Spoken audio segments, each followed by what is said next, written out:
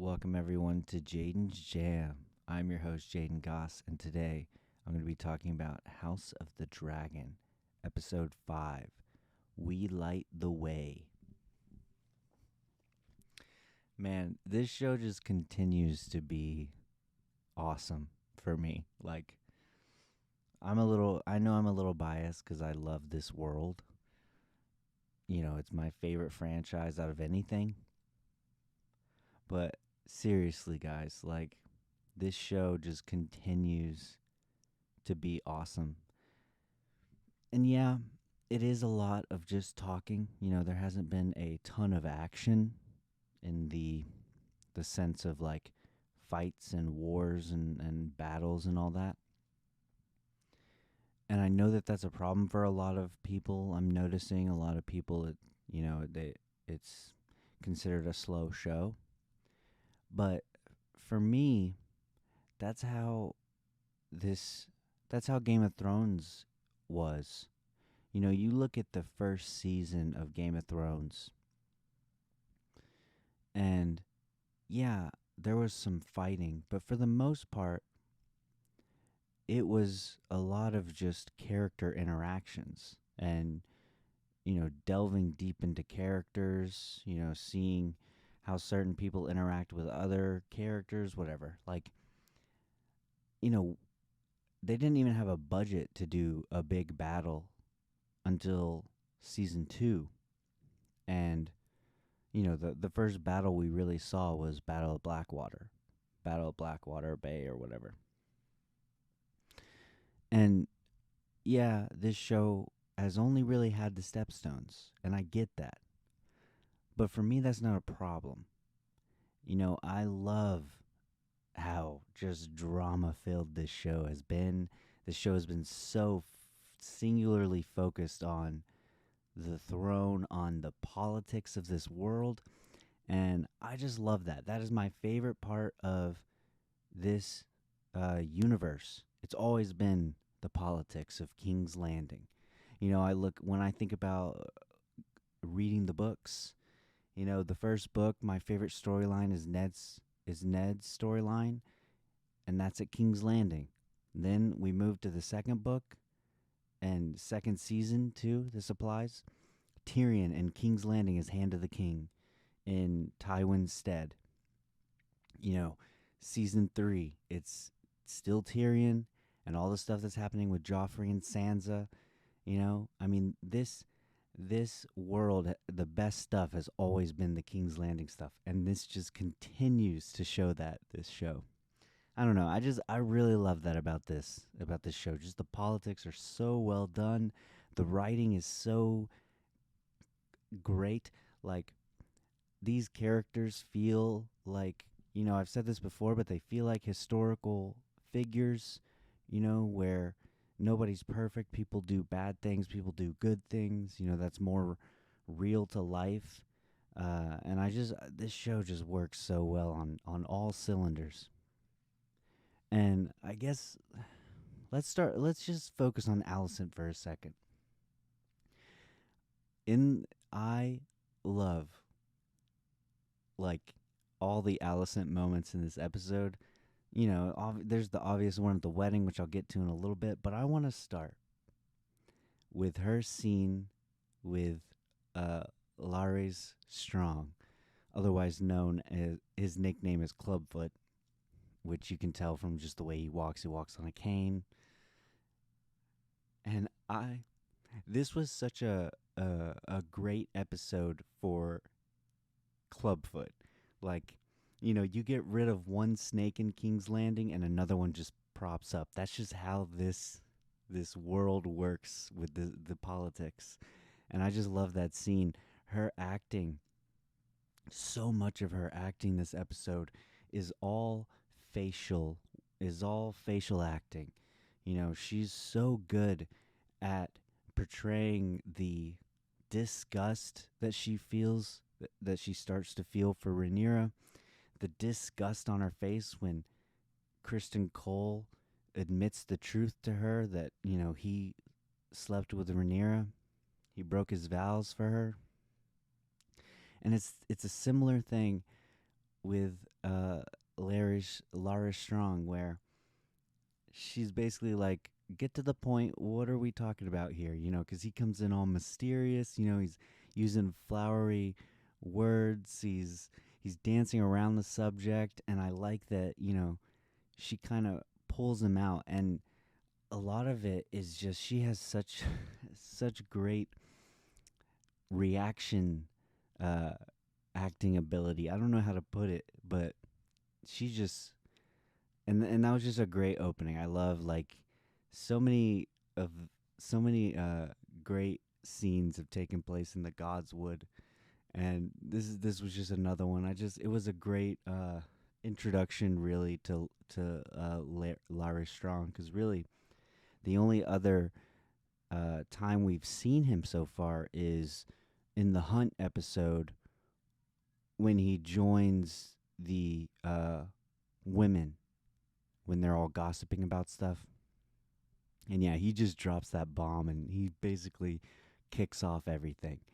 And then we see once Kristen and Rhaenyra and the king and everybody return from high tide from Driftmark, and we see that scene with Allison and Kristen is one of the best scenes in the show by far. And I love the fact, something that I noticed here. Last episode, Otto had a hard time just coming out with his accusation, that he got from the little bird or whatever, about Rhaenyra and Damon. And he couldn't admit it, and he kind of was dancing around. And I love, similarly, Allison was like dancing around. She couldn't just outright say what happened, or like her accusation, and finding out, like, if Kristen knows anything. Because she takes so long to say anything, he just outright admits it, because he he's an honorable man. He even mentions one of the things that he really hates is the fact that he soiled his white cloak. He made reference to that when he was confessing his love to Rhaenyra. But just this scene, Kristen Cole, like Fabian Frankel, I think is his name. He, man, he's such a good actor, and especially in that scene with Allison, he just cuts in and he's like, "I did it, it was due to her instigation," is what he said. But yeah, we slept together, and you just see the disgust and the betrayal on Allison's face, and I think a lot of people are confusing why she's so angry. Like, why would she be mad at Rhaenyra for sleeping with Kristen? And yeah, it's definitely, the whole you got to keep yourself pure type deal. But I think it's mainly about her father. Like, her father, he had the wrong information, but Rhaenyra did cause her dad to be kicked out of King's Landing. And like, yeah, he had the wrong information, but you see how hurt Allison is because Rhaenyra lied to her. She didn't tell her about Kristen, and she swore on her mother's memory.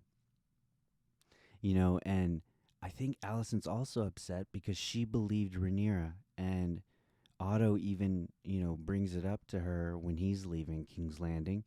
You are believing everything with your heart. Like, you want to believe that Rhaenyra didn't do this, or that Rhaenyra won't hurt you or your children once Viserys dies and she becomes queen. Like, there will be a civil war. A lot of the realm is not going to support Rhaenyra just because she's a woman. The most people are going to support Aegon, and she's going to be forced to kill you and your children so that she will have no challengers to the throne. She will be forced to do that, is what Otto says to her.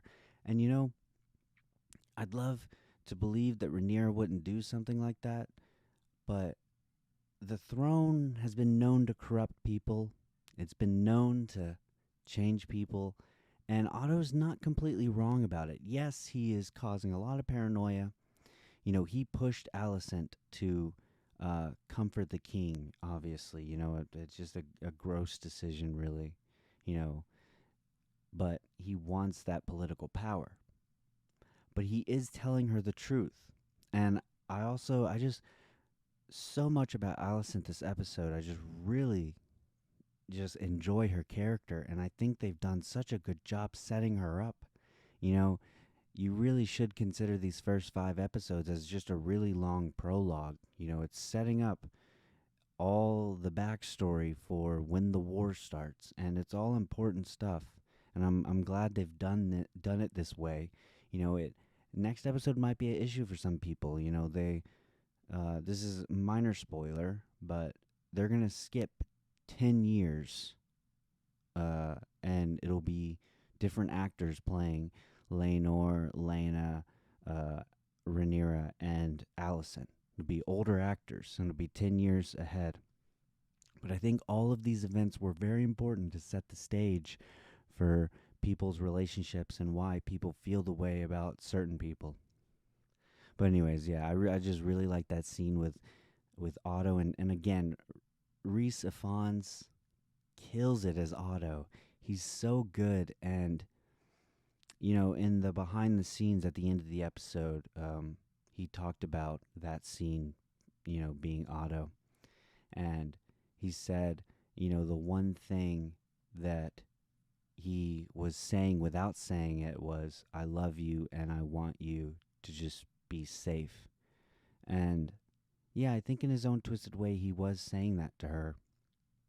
But anyways, man, so much good stuff with Alicent this episode. And then, of course, at the wedding, she interrupts Viserys' speech, coming down with the green dress, which is really important symbolism. She once she learns what Rhaenyra did and that she lied to her, she chooses her side, and I love it. They make reference. Lares and Harwin talk about it. They make reference to what color beacon, what color fire do they light? Do the High Towers light before war in the past? And it's been green. So just great stuff there. And Alicent she really felt like the queen after this. Like she really felt like she was taking power. She was finally coming around, and seeing the truth of everything. And of course, it's a little slanted because of her father, but just so well done. So yeah. And then moving on to Kristen. Damn. When he confessed his love for Rhaenyra, it made so much sense then, because in the book, in Fire and Blood, it's a lot of just rumor. There's 3 different ideas of what happened between Kristen and Rhaenyra, and seeing what happened, or the show, what the show chose, makes so much sense. And you see again his acting when he breaks down, and she like rejects him, but she rejects him in the way that, like his proposal. She didn't really reject him, because she even says, we can still, have sex or whatever. Like, we can still be lovers because I have this understanding with Laenor. And he's like, you mean you want me to be your whore? Like, I just thought when he breaks and he loses it, and he's like, I soiled my white cloak. Like, I think he just realizes that he made a mistake, that he saw more into their relationship than she does. And, there's some naivety there. But I did feel for him in that moment. Like, again, so good. And Rhaenyra, she tries to let him down easy, but she does. There's a through line with Rhaenyra where she will tell you the truth, and she'll be, uh, well, she won't always tell you the truth, but she will be. She's a little too brutal with her honesty sometimes. I think like she's offended a lot of lords already.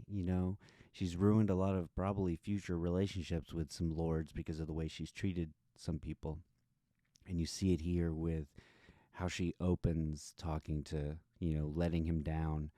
It starts off a little rough.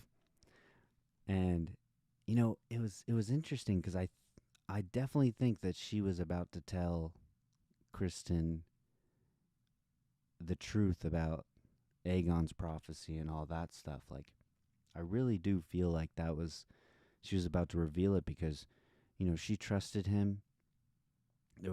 I think she did trust him. I think she did, she does in a way. Like she's into him, just not as much as he's into her. She's so hung up on Damon, and we saw even more of that this episode. And that's really who she wants. It just wasn't Kristen. It just wasn't. She used him, and I think they did such a good job with all of that. And then at the wedding, when Kristen just loses his shit and destroys Joffrey Lonmouth's face, that was brutal. And it reminds me a lot of, that moment with the mountain and Oberyn Martell where he just crushes his head. It felt a little similar to that. But, you see Laenor and Joffrey, you know, I think it's more so Joffrey who wants to know who her paramour is just so they're all on the same playing field. And I I think he overstepped his bounds a little bit. I definitely do think he probably should have not said anything to Kristen because you could tell from Kristen, they even pointed out he's so angry the whole wedding. Like you can tell, like it's probably not a good idea to fuck with this dude to like, because this guy seems like he's on the edge of losing his shit any second. You could just tell from the anger on his face. Again, great acting from Fabian Frankel. And so I definitely there is. I am not saying that Joffrey didn't make a mistake here, but he didn't deserve to die. I mean, he was basically saying, "Hey, I know your secret. You know our secret.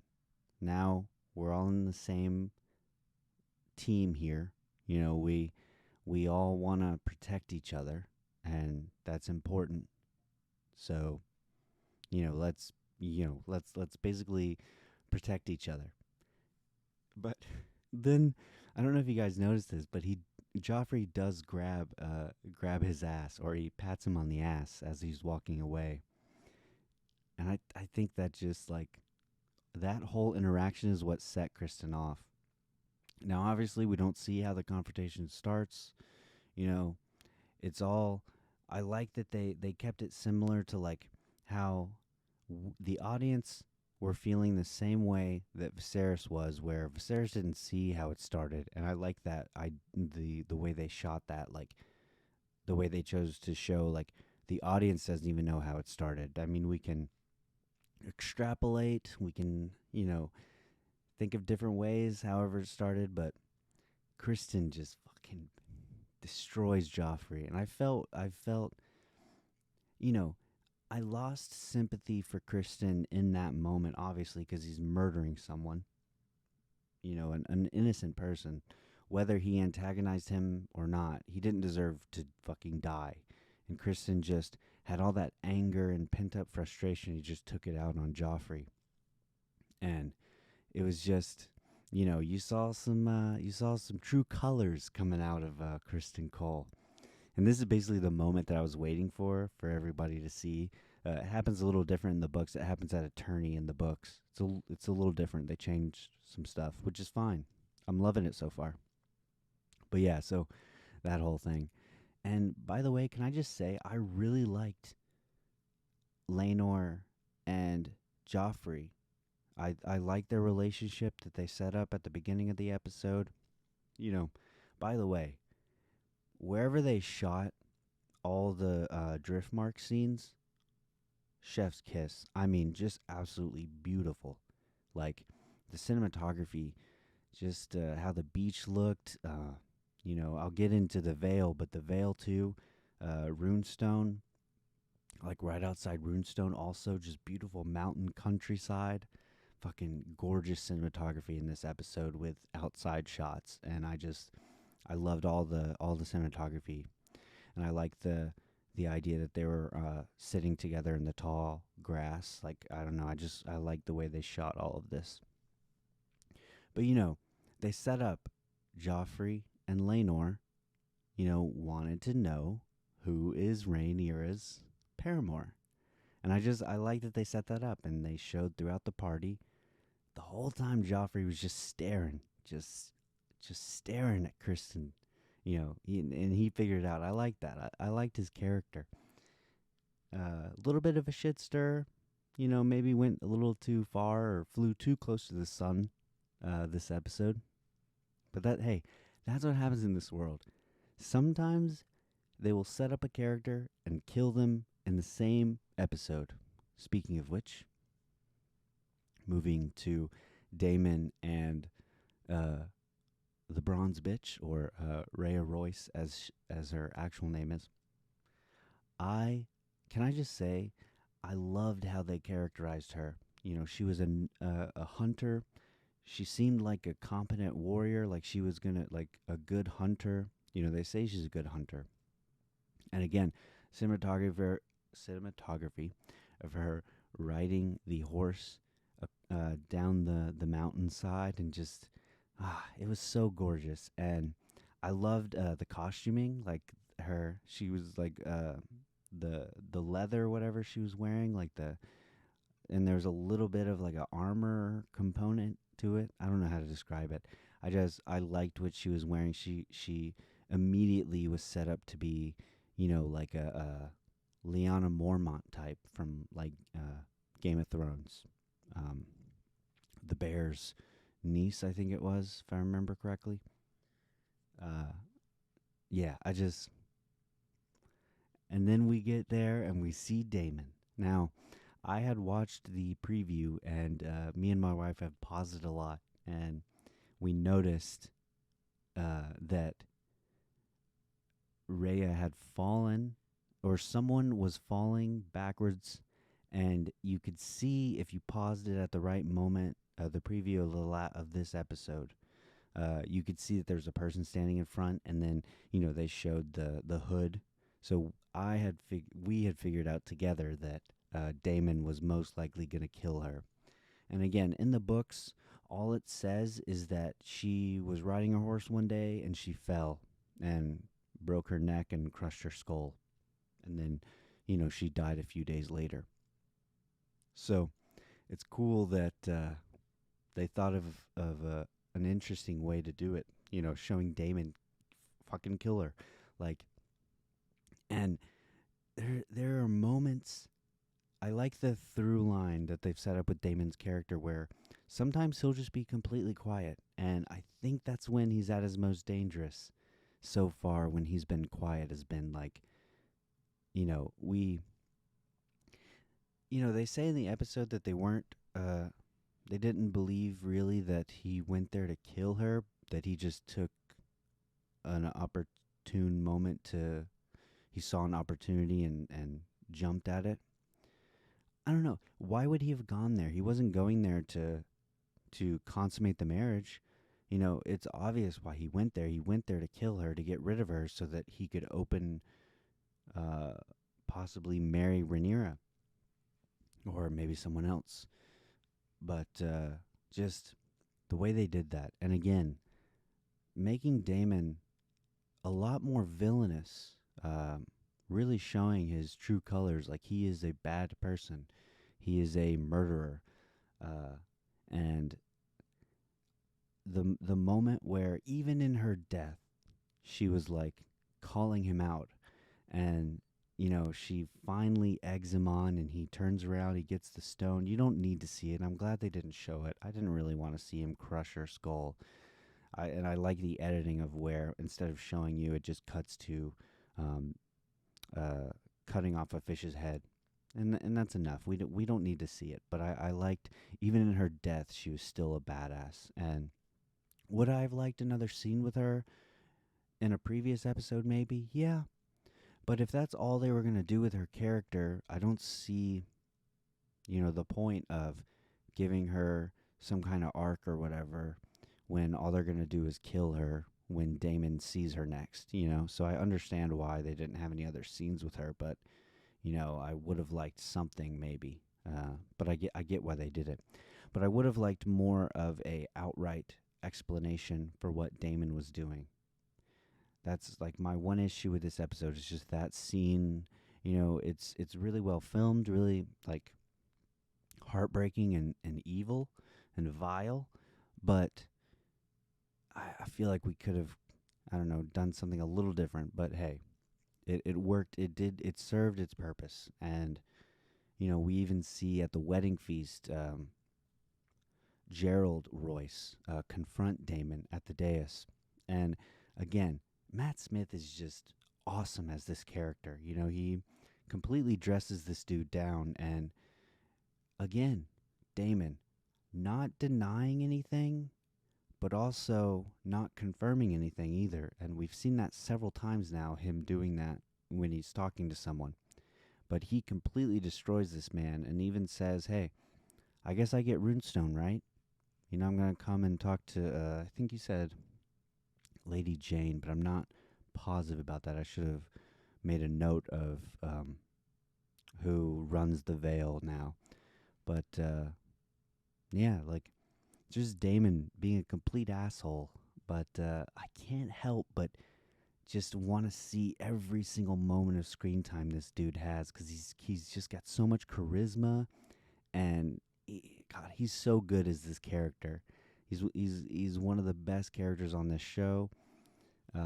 Yeah, I love that. And then going a little bit further, but keeping with Damon, when he number one, I like the moment with Lena, where he dances with Lena for a little bit, and she seems interested in him, and they're kind of flirting with each other, and I like that he's like, they flirt with each other, and she's like,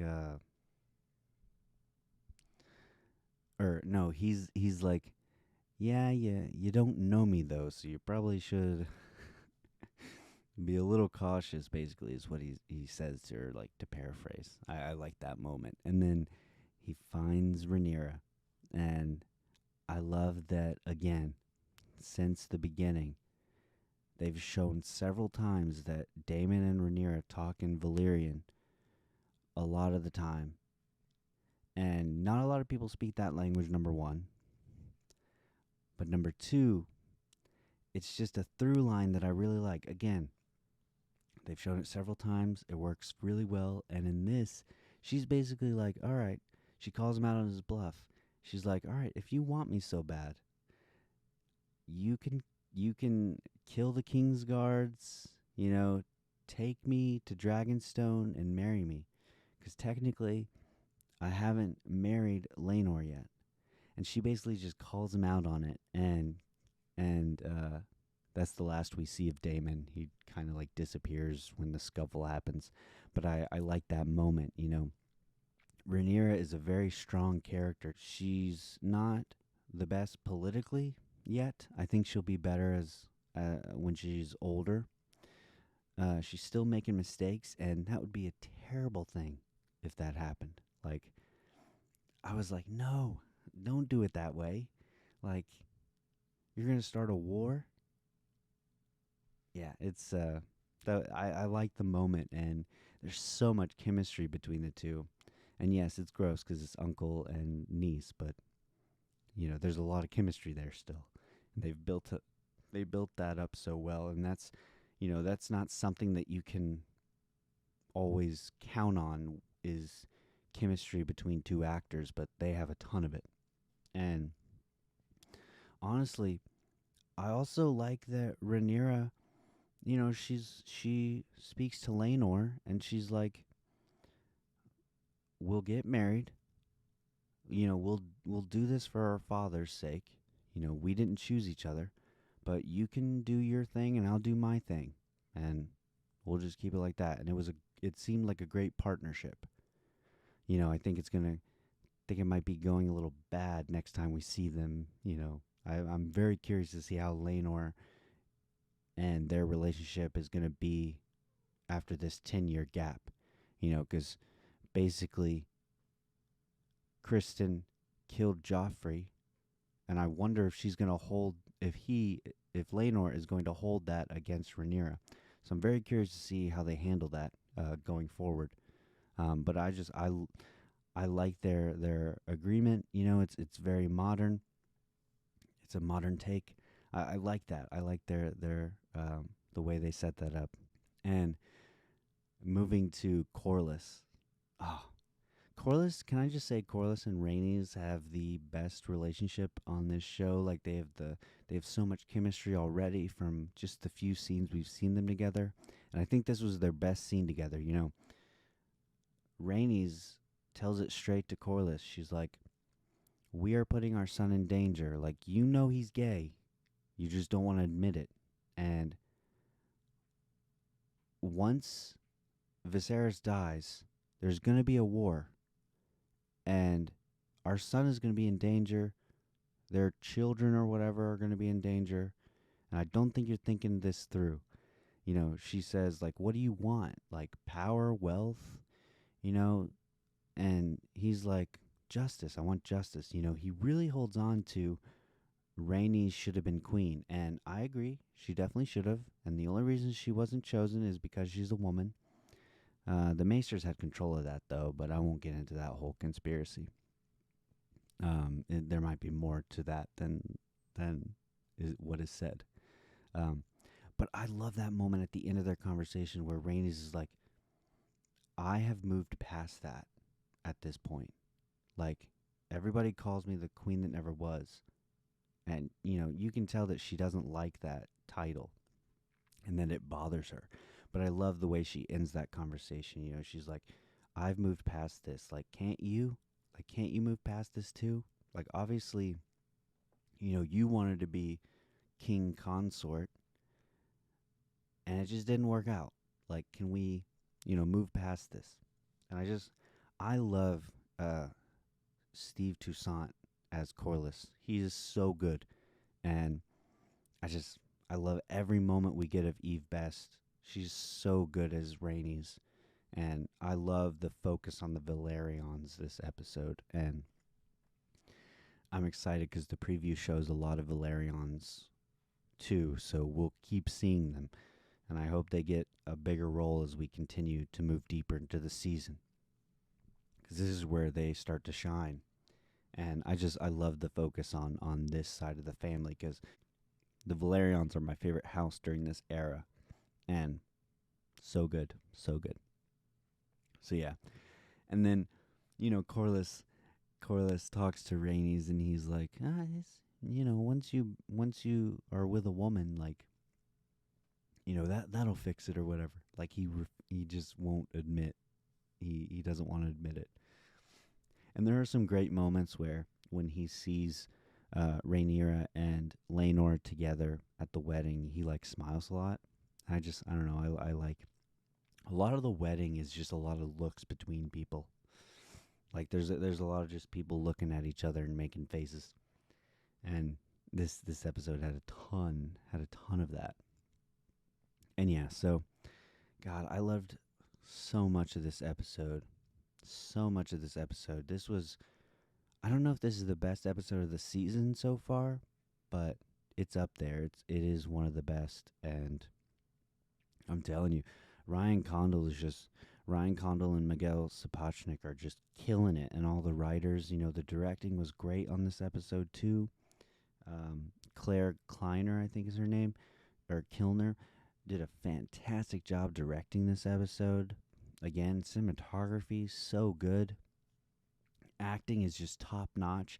The acting is at the same level as Game of Thrones was, and that's high praise. And I can see that like that was lot of people's worry was like, is the acting going to be at the same level as Game of Thrones? Because you had so many great actors on that show, and it has met that. Like the acting is the same caliber, and all these actors are doing such a good job. And I love Millie Alcock um, as Rhaenyra, and I love Emily Carey as Allison. Again, Allison might have had my favorite moment of the episode, just walking in. Oh, and then the end, seeing her stop Kristen from killing himself, committing from committing suicide. That's I like that we didn't see the end of that conversation. We only saw the beginning. So she's gonna save him, and I'm sure he'll. I'm just one. I need them to explain how he gets out of not being arrested and charged with murder. So yeah, that's gonna be something they need to explain. I know that if he, you know, becomes like a sworn shield of like Allison or whatever, like if he joins with her, which all signs are pointing to that, like he's flipping sides. They'll need to. I know she's queen, but they'll need to explain how he got out of that. I'm sure he'll be stripped of his Kingsguard titles, but we'll have to see what happens with that. And so yeah, uh, loved how Lionel Strong. I love him. He's one of my favorite characters on this show, and he reminds me a lot of Ned Stark. The only moment he's really bothered me is just the fact that he's like, we shouldn't, Rhaenyra shouldn't be queen because a woman can't be queen. Like it has to be a male to be, like it has to be a king. That's the only moment I haven't liked him.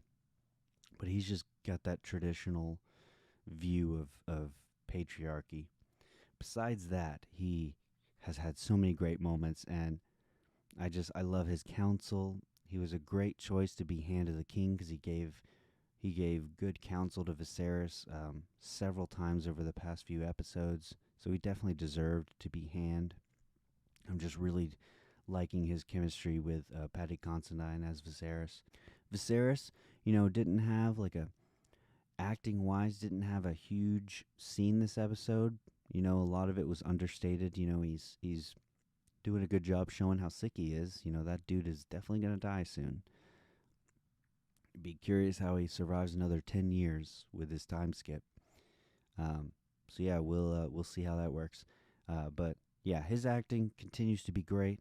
He's got that great moment with Corlys where they set up Laenor and Rhaenyra getting married, and Corlys is like, "So the kids are going to be Valerians," and then he has that great clap back where he's like, "So you want the Targaryen dynasty to end with Rhaenyra?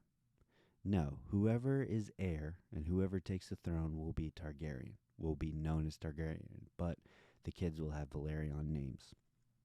So yeah, again, so good, and I love that scene. Yeah, this episode just all political, and it was so good. So yeah, before I close out, a few other things that I liked that I'll just cover real quick because this is already a long review. Seeing Harwin and seeing Harwin and Lionel have that moment when the scuffle breaks out. Lionel gives that he motions to Harwin to get the princess to safety, to get Rhaenyra to safety. And you just see him go into the mob and just punch a few people and then grab her and take her and get her to safety. Really love that. Like every scene that Harwin break bones is showing up. I'm loving every second, and I can't wait till next episode. He's such a good he's such a good character, and we haven't really gotten much with him. And so I'm hoping he gets a bunch more coming up. And again, how strong is another really really like strong set of characters. Strong, get it? Strong set of characters. And then last thing, seeing again the Maesters. I don't trust them. I definitely don't trust them. There's that moment where Maester, one of the Maesters, Orwile, he's talking to Archmaester Melos, or Grand Maester Melos, and he suggests some kind of other treatment for Viserys, and Melos is like, nah, he likes the leechings. We'll just keep leeching him.